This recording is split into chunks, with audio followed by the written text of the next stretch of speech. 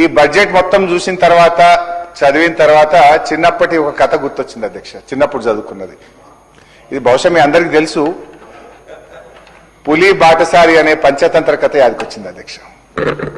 ఇది రిలవెన్స్ ఉంది కనుక ఇప్పుడు ఒకసారి చెప్పేటువంటి ప్రయత్నం చేస్తా ఉన్నా అధ్యక్ష. ఒక అడవిలో ఒక ముసలి పులి ఉండేది అధ్యక్ష. ముసలితనం వల్ల దానికి వేటాడే సత్తువ లేకుండా పోయింది.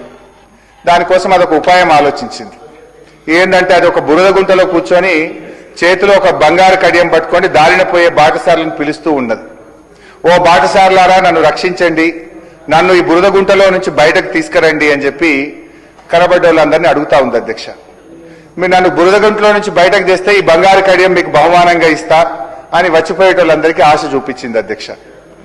ఒకరోజు ఒక అమాయక బాటసారి అటు నుంచి వెళ్తూ ఆ పులి మాటలు విన్నాడు అధ్యక్ష.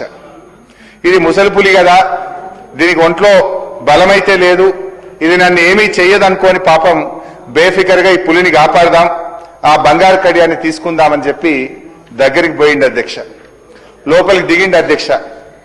పులిని బయటకు దిద్దామని పోతే పాపం అమాయక బాటసారి ఆ పులికి ఆహారం అయిపోయింది అధ్యక్ష.